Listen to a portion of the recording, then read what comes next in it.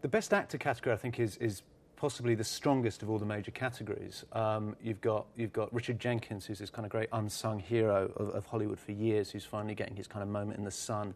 You've got Mickey Rourke, you've got Brad Pitt, you've got Sean Penn, all of whom give very good performances, and Frank Langella, who's excellent as Nixon in Frost Nixon. I think the sentimental favourite is definitely Mickey Rourke, and it's the classic kind of Hollywood underdog story.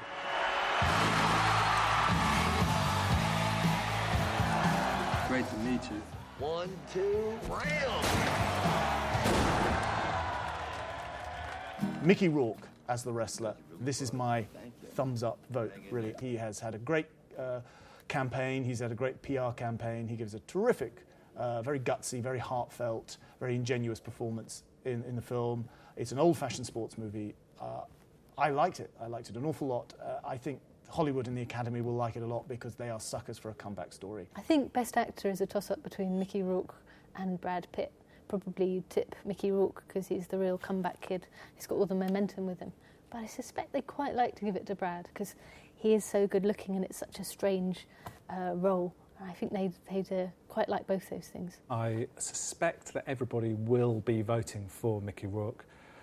In The Wrestler, great performance. I think what's interesting about him is that he has been off doing a lot of terrible films for the last sort of 10, 15 years.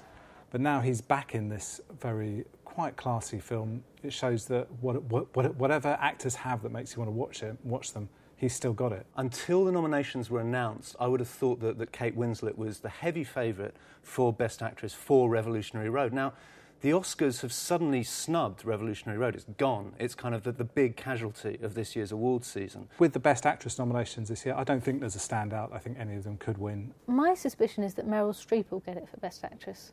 I know the odds are on Kate, but I think, Meryl's got none, she's got child abuse, she's got racism. 3 big boxes there ticked. She hasn't got Nazi, but I think that's got to make her the front runner. The Oscars haven't done what the Golden Globes did, which is to sort of, and also the BAFTAs, which is to sort of give Kate Winslet 2 goes at the cherry. She is nominated for The Reader, a film which, like our critic Peter Bradshaw, I personally am not a huge fan Lady of. Chatterley felt his naked flesh against her as he came into her.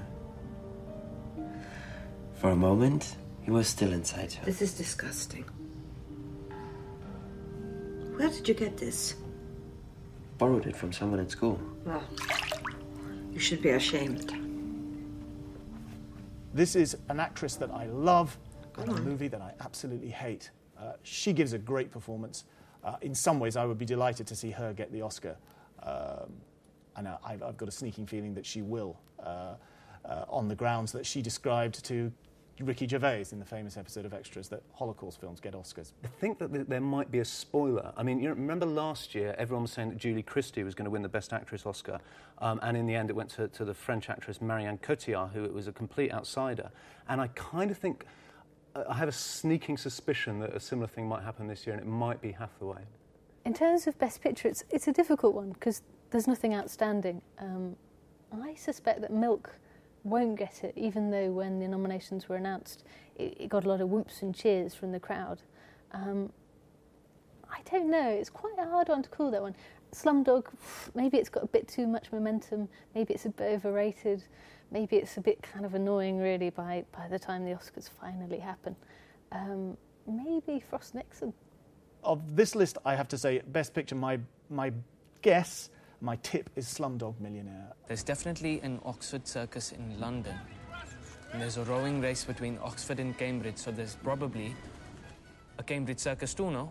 I'll go for D, London. Computer G, D, lock kiya jaye.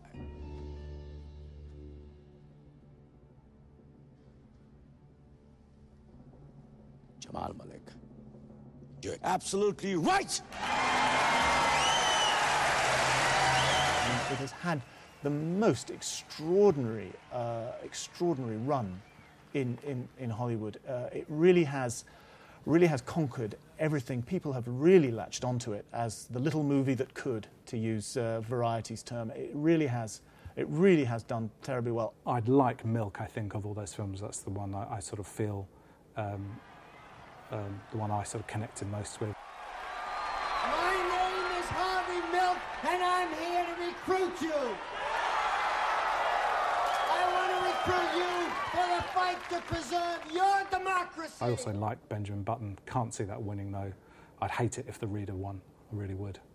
I don't know if you can print that, but anyway. If it was up to me, and shockingly it's not up to me, but if it were up to me, I think I'd probably give it to Benjamin Button, because I think that was the most inventive, the most nuanced, the most kind of just purely appealing film. It's not a perfect film, but it's a film that you kind of engage with and left me thinking a lot about afterwards.